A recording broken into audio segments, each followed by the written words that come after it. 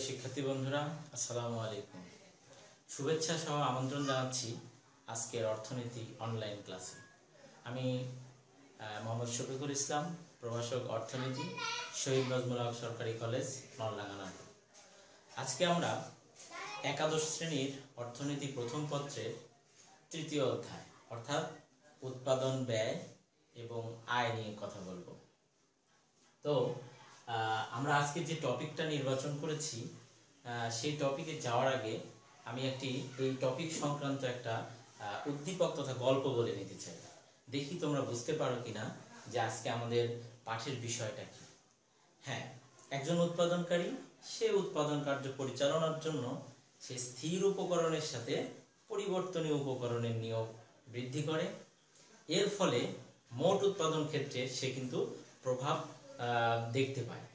এই প্রভাব মোট উৎপাদনে যে প্রভাব পড়ে সেটার জন্য সে কিন্তু দ্বিধান্বিত হয় যে কোন পর্যায়ে গিয়ে এই পরিবর্তনীয় উপকরণের নিয়োগ আমি বন্ধ করে দেব, অর্থাৎ কোন পর্যায়টাকে সে কাম্য মনে করে।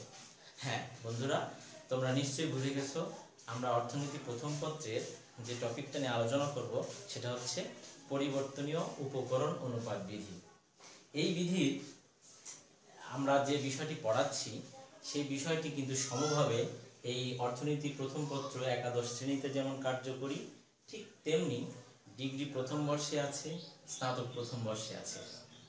তো আমরা স্নাতক বলতে বোঝাচ্ছি সম্মান যেটা আছে, সম্মান শ্রেণীর মাইক্রো ইকোনমিক্সে এই টপিকটা আছে। তোমরা একটু ভালো করে খেয়াল করো, পরিবর্তনীয় উপকরণ অনুপাত বিধি। আজকের এই পরিবর্তন উপকরণ অনুপাত বিধি আমরা যদি শিখি তাহলে আমরা এ থেকে যেগুলো জানতে পারবো, অর্থাৎ শিখন ফল হিসাবে থাকবে পরিবর্তনীয় উপকরণ অনুপাত বিধি। এটা কিন্তু তোমরা ব্যাখ্যা করতে পারবে।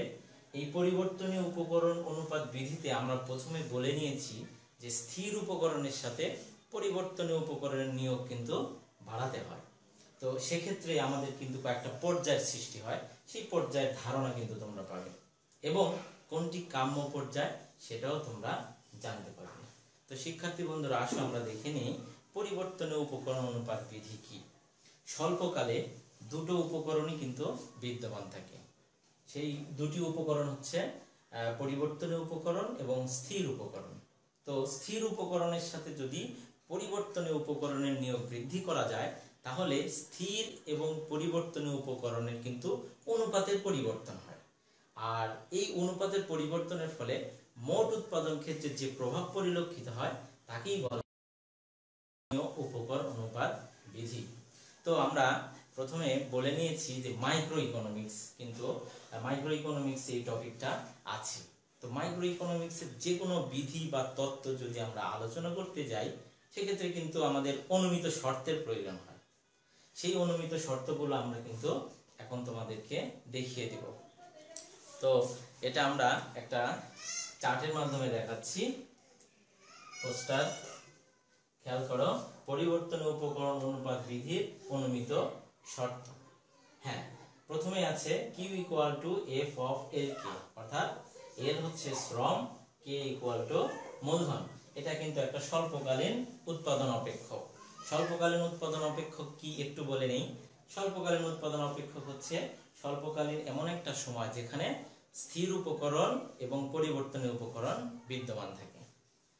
আচ্ছা, তারপরে আছে শ্রম পরিবর্তনীয় উপকরণ এবং মূলধন স্থির উপকরণ। হ্যাঁ, এখানে স্পেসিফিক ভাবে বলে নিতে হবে যে কোনটি স্থির কোনটি পরিবর্তনশীল। যদি আমরা এটা উল্লেখ না করি তাহলে কিন্তু আমরা একসময় দেখব যে কে আমরা পরিবর্তনশীল ধরছি। সেক্ষেত্রে আমাদের কিন্তু যে বিধিটা আছে এটা প্রমাণ করা কষ্টসাধ্য হয়ে যাবে। শ্রম ক্ষুদ্র এককে বিভাজ্য। হ্যাঁ, এটিও একটি অনুমিত শর্ত, যেখানে আমরা যদি 50 জন 100 জন করে শ্রম নিয়োগ করি সেক্ষেত্রে কিন্তু আমাদের যে পর্যায়টা এটা নির্ধারণ করা কষ্টসাধ্য হয়ে যাবে। এজন্য শ্রম 1 একক 2 একক এরকম ক্ষুদ্র এককে কিন্তু আমরা বিভাজন করে নিয়োগ করব।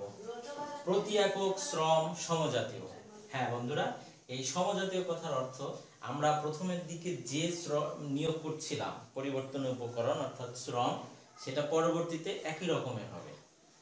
হ্যাঁ, এক্ষেত্রে কিন্তু আমাদের সমজাতীয় ছাড়া অন্য কোনো বিষয় কল্পনা করা যাবে না।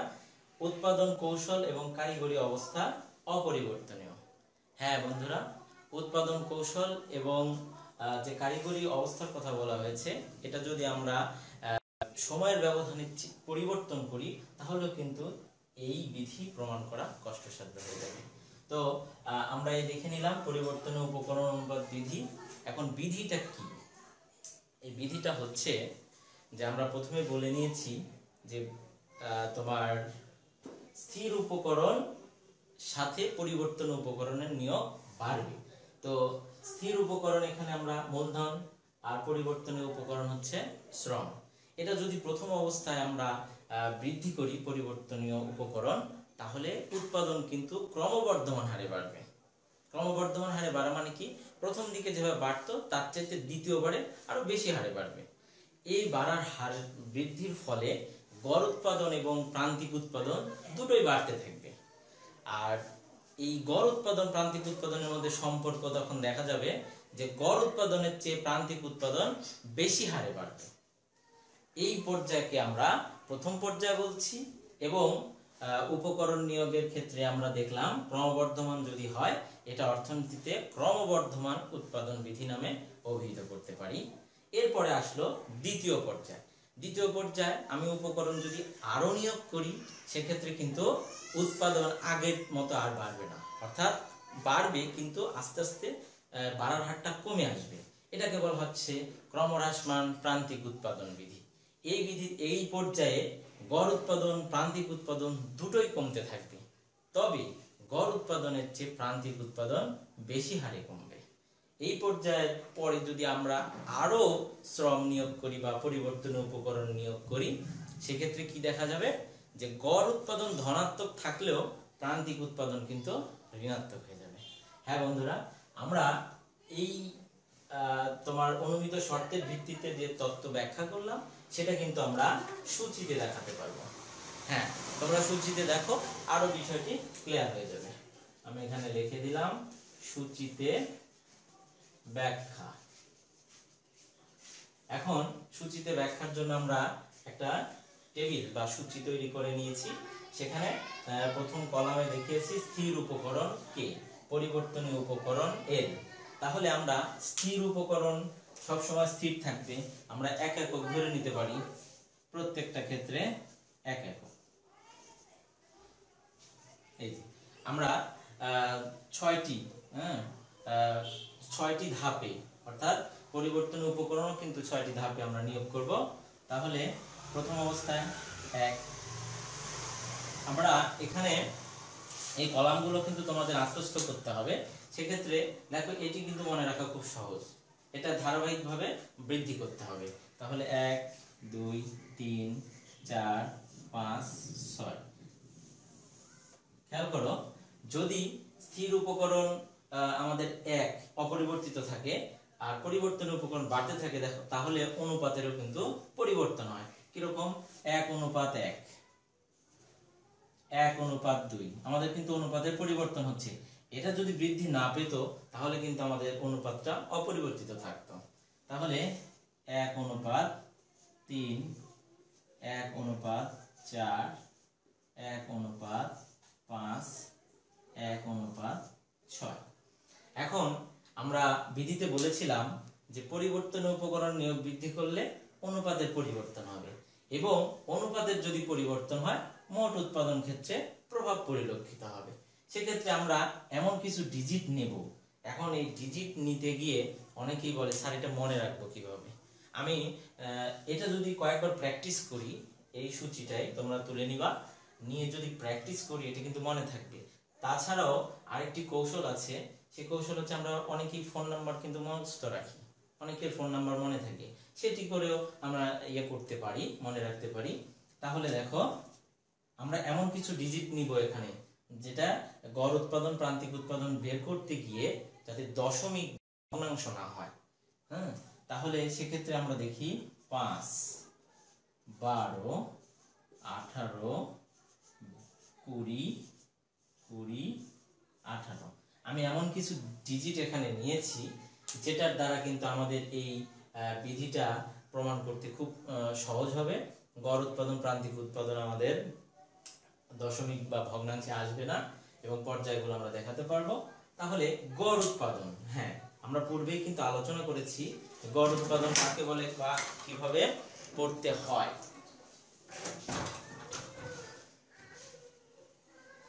তাহলে এখানে দেখো আমরা মোট উৎপাদনকে যদি পরিবর্তনীয় উপকরণ দিয়ে ভাগ করি তাহলে কিন্তু গড় উৎপাদন পাওয়া যায়।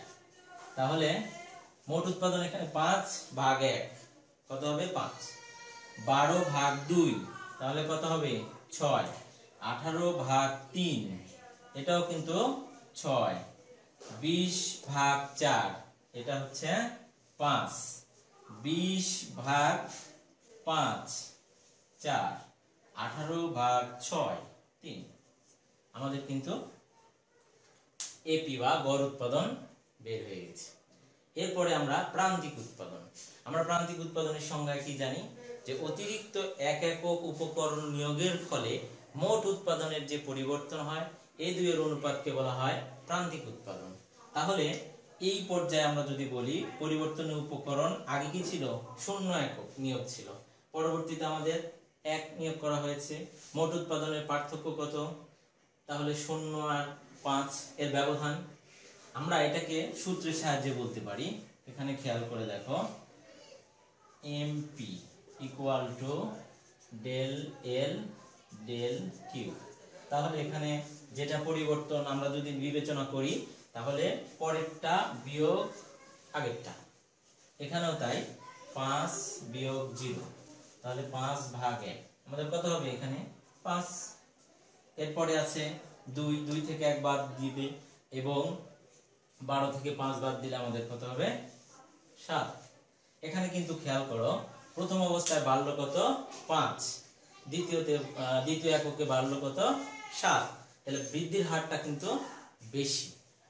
এই জন্য আমরা বলবো যে এটা কি ক্রমবর্ধমান প্রথম পর্যায়ে আমরা কিন্তু পেয়ে গেছি 18 থেকে 12 বাদ দিলে হবে 6, এটা কিন্তু আমাদের প্রথম পর্যায় শেষে কিন্তু আমাদের কি হয়েছে, এই যে গড় উৎপাদন প্রান্তিক উৎপাদন সমান হয়েছে, এটা কিন্তু আমাদের চিত্রে লাগবে, এটা মনে রাখবা। এখন এটাকে আমরা বলছি প্রথম পর্যায়, কারণ আমরা বিধিতে বলেছিলাম প্রথম পর্যায়ে ক্রমবর্ধমান হারে বাড়বে মোট উৎপাদন, গড় উৎপাদন এবং প্রান্তিক উৎপাদন বাড়বে, তবে গড় উৎপাদনের চেয়ে প্রান্তিক উৎপাদন বেশি হারে বাড়বে। খেয়াল করো এখানে বাড়ছে 1, এখানে কিন্তু 2, তাহলে আমাদের শর্ত পূরণ করেছে। এখন আবার যদি আমরা এই তৃতীয় এককের পরে চতুর্থ একক শ্রম নিয়োগ করি তাহলে আমরা কি দেখতে পাই, এখন গড় উৎপাদন আমরা পেয়ে গেছি, প্রান্তিক উৎপাদন 2, 20 থেকে 20 বাদ দিয়ে 0, তাহলে এটা কত হবে, এটা দ্বিতীয় পর্যায়। কিন্তু এই পর্যায়টি হচ্ছে দ্বিতীয় পর্যায়ে দেখো খেয়াল করে দ্বিতীয় পর্যায়ের শেষে এটাকে আমরা শ্রম নিয়োগের বলছি দ্বিতীয় পর্যায়, এবং এই পর্যায়ে মোট উৎপাদন সর্বোচ্চ, প্রান্তিক উৎপাদন কিন্তু 0। এরপরে যদি আমরা শ্রম নিয়োগ করি ষষ্ঠ এককে তাহলে অনুপাতের পরিবর্তন হয়েছে, মোট উৎপাদন কিন্তু হ্রাস পেয়েছে। তাহলে প্রান্তিক উৎপাদন ঋণাত্মক, গড় উৎপাদন ধনাত্মক থাকলেও প্রান্তিক উৎপাদন ঋণাত্মক। এই পর্যায়টাকে আমরা বলছি তৃতীয় পর্যায়। এই যে প্রান্তিক উৎপাদন না করে দ্বিতীয় পর্যায়ে এসেও উপকরণ নিয়োগ করবে। দ্বিতীয় পর্যায়ে আমরা দেখলাম দ্বিতীয় পর্যায়ের শেষে মোট উৎপাদন সর্বোচ্চ হয়েছে, প্রান্তিক উৎপাদন 0 হয়েছে, এবং দ্বিতীয় পর্যায়ের শেষে এসে তৃতীয় পর্যায়ে যখন আমরা নিয়োগ করছি তখন দেখছি এপি ধনাত্মক থাকলেও প্রান্তিক উৎপাদন ঋণাত্মক হয়ে গেছে। তাহলে এখানে শ্রম নিয়োগ বন্ধ করবে না এবং তৃতীয় পর্যায়ে এসে শ্রম নিয়োগ করবে না, কারণ প্রান্তিক উৎপাদন ঋণাত্মক।